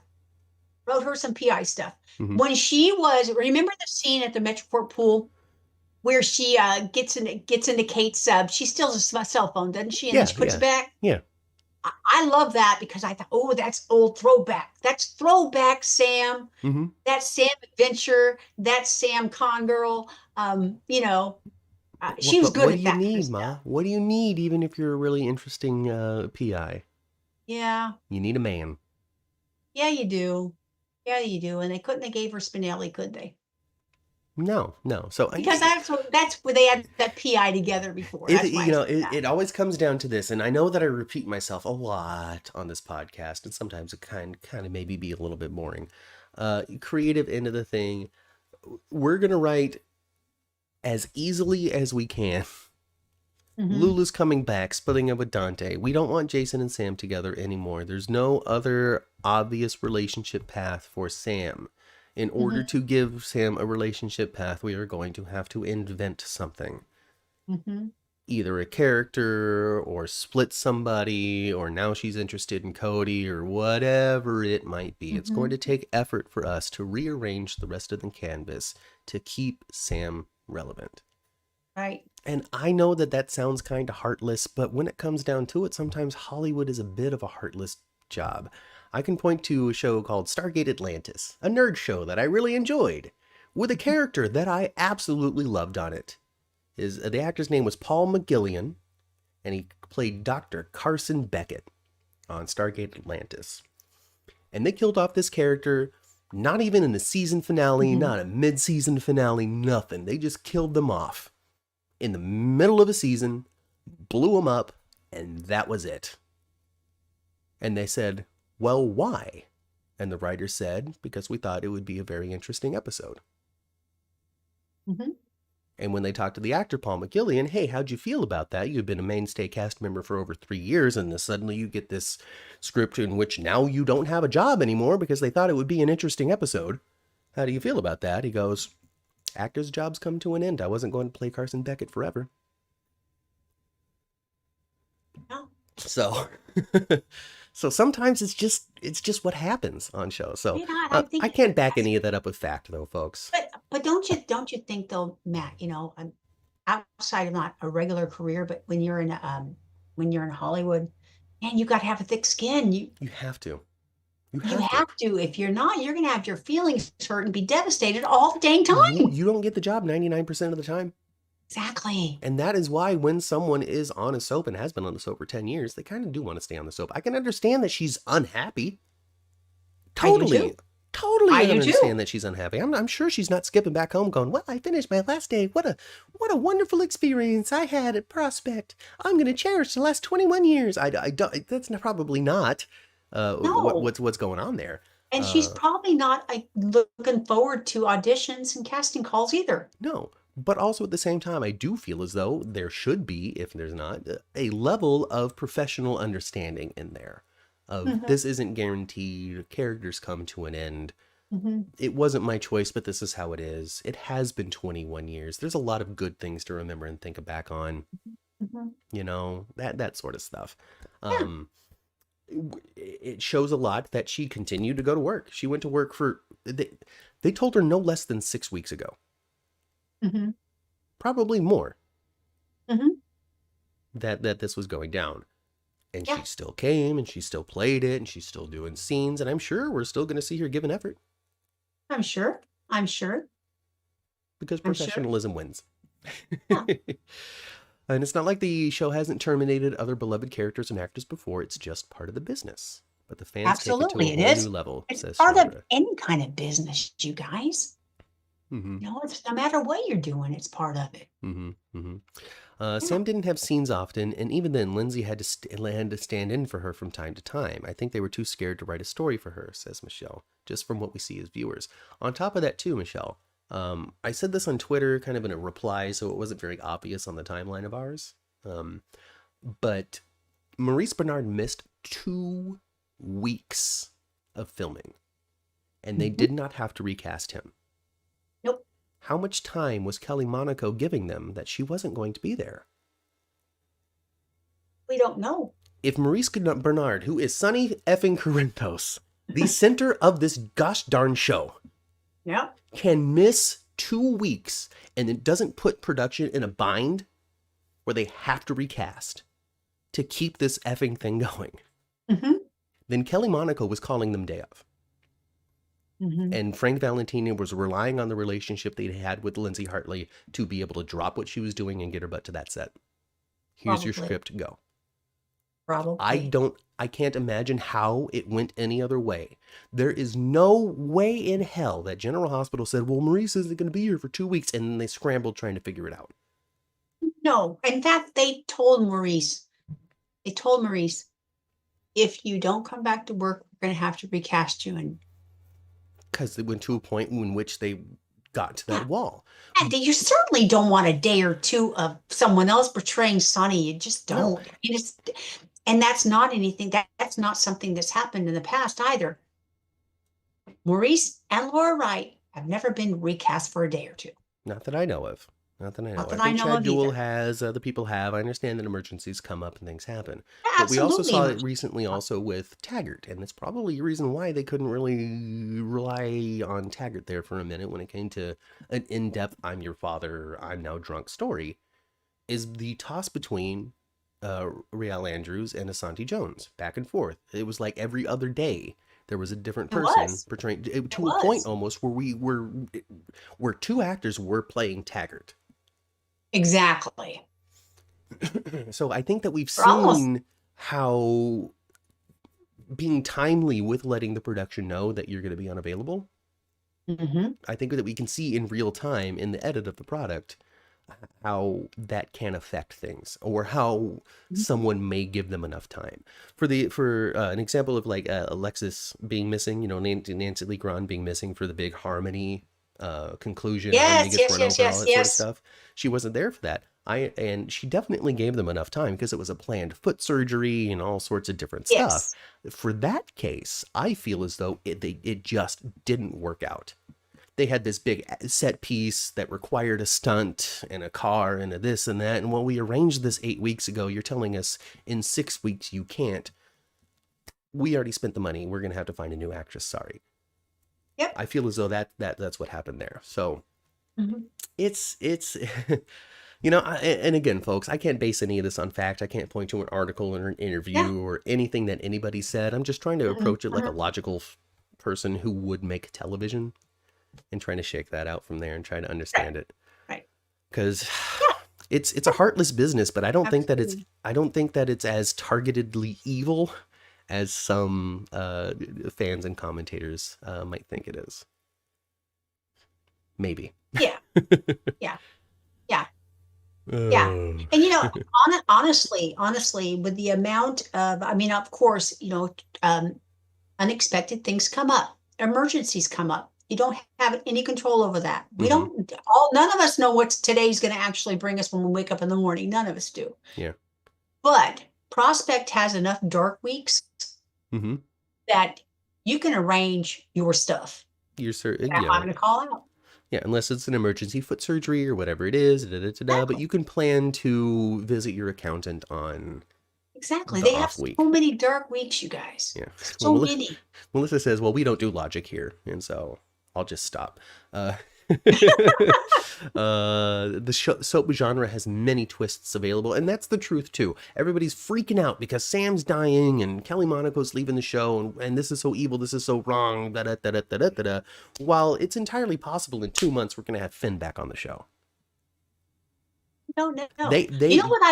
You know what I would love for them to do? I would love for them to create something for Lindsay, because I think she's just been stellar.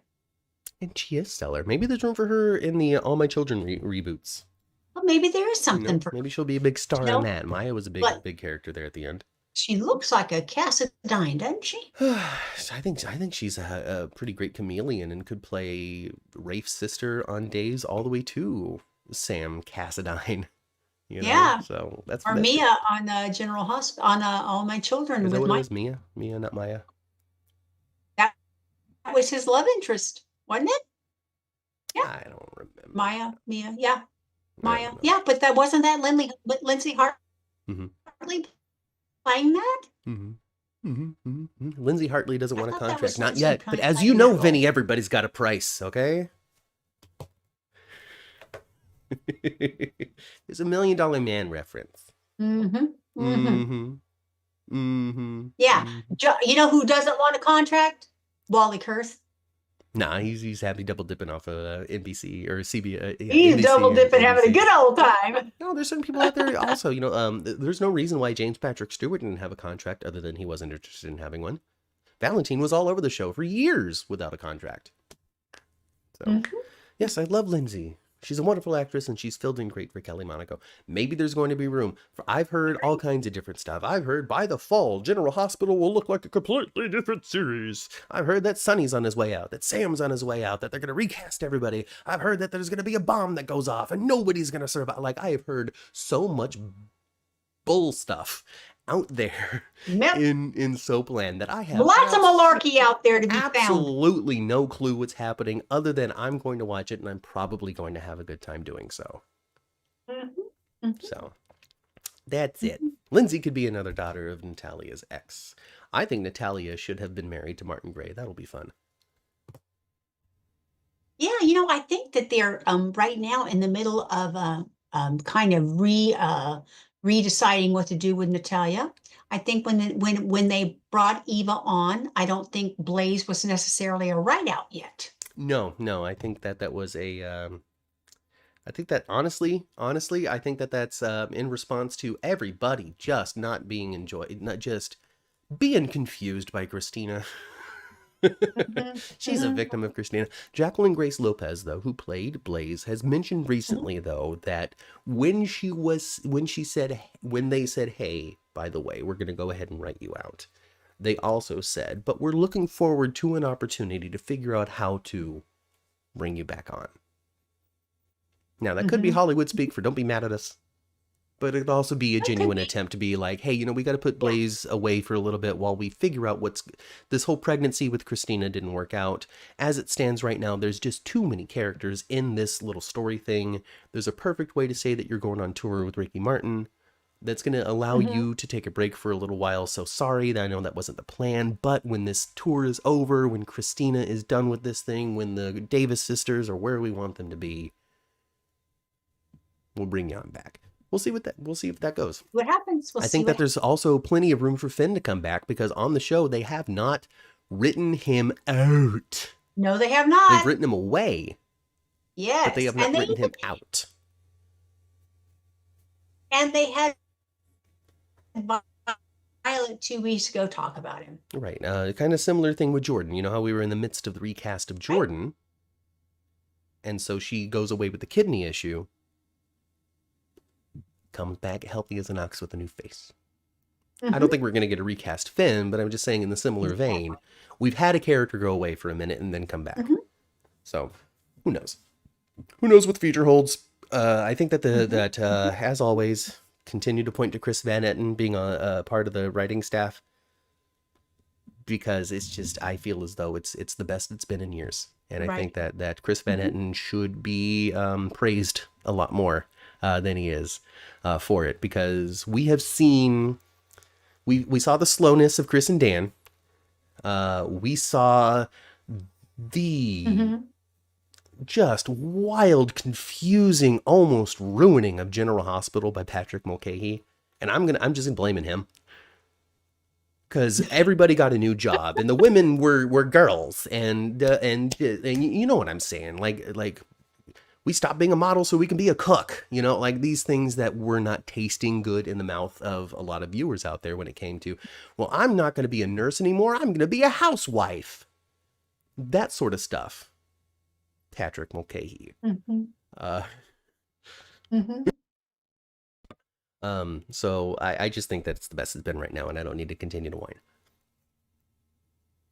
Anyone can come back, except poor Blackie. It's the longest sentence. Yeah, he's hanging out with the Menendezes.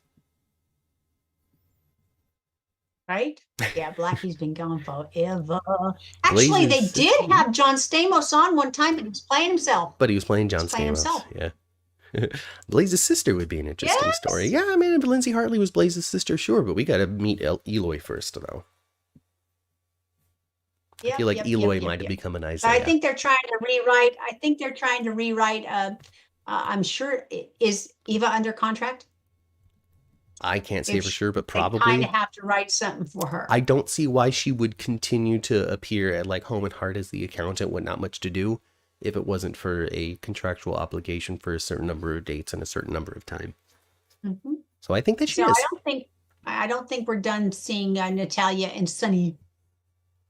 No, I don't know. And maybe who knows? She could be so well connected to everything. She could be Brenda's aunt and is just playing a game the whole time. They could still have they could still have a what's his bucket, I can't remember the character's name now, King, Ted King's King? character. Oh, Alcazar or something? Yes, they could still have an Alcazar. I don't know why I couldn't think of it. They could still have an Alcazar connection. They could do anything. They could do anything. They could do anything. Yeah. They could do anything, but I don't think Natalia is going to be like, oh, let me go to Puerto Rico now that Blaze is off doing her thing. No. He's sticking around. Sandra says, I actually want Finn back. I think that he should. That reminds me, Steve was released from jail. Is Steve returning to the show? Who's Steve? Burton? He's on the show. I don't know who you're talking about, Laura. Yeah. I don't know. Oh, Stephen Lars Weber. Oh, they mentioned him too. Yes, then probably. I think that they let him out of jail and reminded us that he's looking for a job because he's looking to be a doctor at General Hospital. So yes. Yes, you're right. Yes, Stephen Lars, I think we got wrong because you said Steve.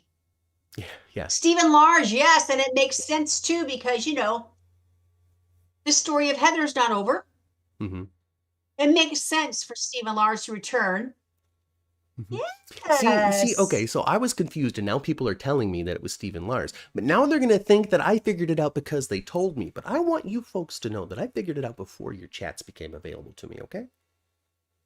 Just so you know I'm smart. Yes. I'm a smart man. And that's the last person that betrayed Stephen Lars was Reeves. Maybe he's on his way back. Who's Reeves? I don't know. Reeves. Oh, who played him? Yeah, I don't know who Scott Reeves is. Yes, who played him. Who was part of Pork Chuck with Steve and, Bradford. Then yeah, there's a chance. Stephen Bradford and Brandon Barash were in Pork Chuck, and the fourth person in Pork Chuck was Scott Reeves, and he's a very talented musician. Well, then it's entirely possible that he will come back because he still has a good friendship and connection. We all know that Steve Burton and Frank Valentini get along well, and Steve Burton will say, hey, I really liked working with this guy, and Frank will consider it. I think so. So, yes. So, yeah, I would love that. If they do bring the character of Stephen Lars back, I would like it to see Scott Reeves again. I would. And then they could bring Elizabeth's sister back. Sarah and Hayden. They could. We can have Hayden and Sarah and Elizabeth and Steven. And then Heather as the good guy grandma. living at Elizabeth's house But if upstairs. they bring too many people back, they'll wind up firing somebody else because the cast can grow, but the budget doesn't. Maybe there's more people headed out that we don't know about. Who knows? Maurice Bernard is a big paycheck. If he's really on his way out, Ma, then that's a big budget save. Yeah, it would You be. can get 2 actors for the price of 1 Maurice. I don't know. I can't imagine him leaving the show unless they drag him out of that soundstage kicking and screaming. I just don't see Maurice leaving. I really don't. And if I do see Maurice leaving, this is what I think. I think if Maurice left, and I don't know Maurice, okay, I've met her a couple times, but I don't know him. If I could see him leaving, doing his thing, and going, and miss betrayal of Sonny and wanting to go back. Mm-hmm. Yeah, I could see that happening. Mm-hmm. So if they're gonna, don't kill Sonny. If you're gonna have him, no, there's no way. No, don't kill us. I know that Maurice Bernard in the past has said, the only real way for Sonny to go is he goes out at the end of a gun. I know that he said that, but he doesn't mean it. He doesn't mean it. I think that there's been rumors and rumblings that Brenda's coming back onto the show. Vanessa Marcel might be showing up on General Hospital. But the rumors also have been old now, so who knows what the truth is? Because that show moves quicker. We found out Jonathan Jackson and boom, he's working. So, Yep. Yeah. Anyway, the most they ever have advanced is 6 to 7 weeks. Typically, they're 3 weeks. Yeah. But in also too, they don't necessarily also cast somebody and then say, okay, well, in 6 months when you start filming, they cast somebody and they get to work. So we'll see. I don't see it leaving. Chandra says that Maurice Bernard needs structure, and I think that's very true. So I don't see him leaving. Honestly, I just don't. I don't either. I just don't. And if Sonny Corinthos were to leave the show, if Maurice Bernard were to stop working at General Hospital, then no, the character of Sonny would not be perishing. The character of Sonny would be going to live on his island in Puerto Rico with Brenda. Yeah. Me too. Yeah. That's what I'm thinking too. That makes logical sense. Yeah. So, have him go to Puerto Rico. Have him go to the island. So we'll see. We don't work for the show. We don't know. Nope. But we're going to watch it every week and we're going to talk about it together. Yeah, we are. Along with you all, folks. Every Sunday morning, right here live on YouTube. Mm-hmm. I'm going to talk to Julie Dove. We're likely going to be doing the interview with her next week at 10 a.m. Mm-hmm. But we postponed it this week because of the loss of Drake Hogestyn. Yes. And we wanted to focus on the life and the career of Drake Hogestyn, who played John Black on Days of Our Lives earlier today. So we did that at 9 a.m. The video is still there in full. Me, my mama, Angela, everybody's favorite Angela from Twitter, along with us talking about Drake Hogestyn. She shared some memories and posts that other actors have done and some of her own personal reaction to it as well. So it's all there for you guys to enjoy. Yes, remember, or whatever it is, whatever word you want to use for the emotions that you will have while viewing the experience. Yes. But that's it for us this week, Ma. Yeah,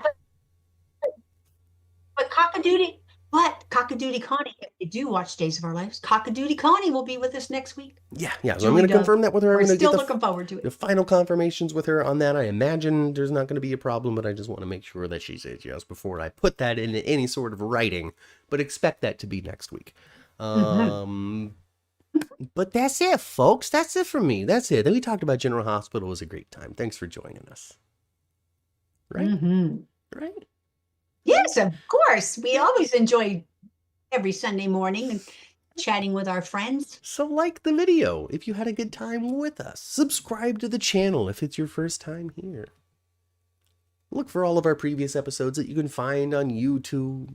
All that kind of stuff. And for those who are joining us, get into that elevator, go back down to the first floor. Get into your car and tune your radios to previous episodes, which you can find on all of your favorite podcasting platforms. If you can't find it on your favorite podcasting platform, reach out to us on Twitter at 10th Floor GH and I will point you in the right direction. Like the video if you haven't subscribed to the channel, please do so. You can leave a super chat or a super thanks if you want. If you're watching the replay or us live, it's a little heart with a little dollar sign in it somewhere on your screen. Go ahead and click that and you can donate to the channel. If you so choose, you do not have to. Next week, 9 a.m. Days for Dummies. Probably 10 a.m. Julie Dove. And probably 11:30 right here, back for more 10th Floor Podcast. Mm-hmm. And I think that's it. Go spend some time with your families. I've been Matt. I've been Kat. And we'll catch you next week right here on the 10th floor. Goodbye, everybody. Bye, guys.